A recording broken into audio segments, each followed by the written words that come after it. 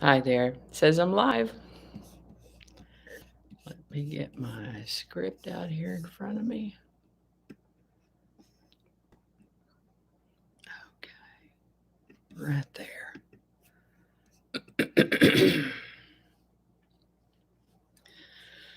Hi there, and welcome to this day in history for October 16th. October 16th is the 289th day of the year in the Gregorian calendar, 290th in leap years, with 76 days remaining to the end of the year. Today's word is antithetical. Antithetical is an adjective that means directly opposite, opposed, or contrasted, in direct opposition, mutually incompatible. Antithetical comes to us from Latin and Greek before that.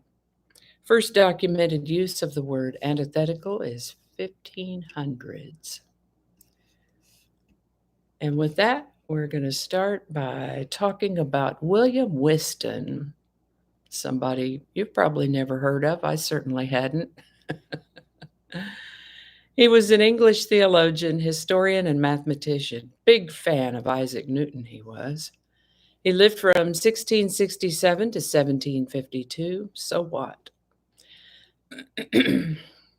Now, you might remember I just said he was a theologian, but he had some unusual views about religion that are actually plausible if you think about it. For example, even though he believed that the Bible was a book of spiritual truth, he felt that the concept of hell was absurdly cruel and antithetical to any notion of love, of the love of God, of God's love. He had another idea or two as well, and these ideas got him into trouble with the church, caused him to lose his professorship and be expelled from the University of Cambridge. He also studied comets. He studied them, lectured on them, wrote books about them. William Whiston believed that Noah's flood had been caused by a comet, for example, and that comets were responsible for several past catastrophes on Earth. Something in William Whiston's study of comets, in fact, prompted him to predict that the world would end on October 16th of 1736 because a comet would hit the Earth because of a comet strike. Fortunately, he was wrong about that, and it didn't happen.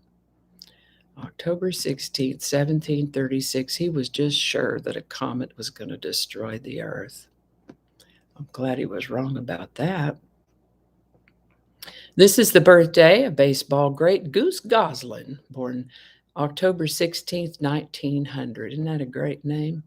I think they probably nicknamed him Goose because Goslin is kind of a goose name. He was a left fielder and was elected to the National Baseball Hall of Fame in 1968 by the Veterans Committee, and he lived to the age of 70. October 16th, 1965 is the date that the last known case of naturally occurring case of variola major smallpox was reported.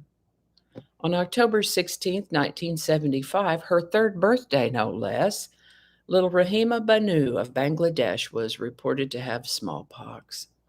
This news was relayed by telegram to the World Health Organization. This was way before internet.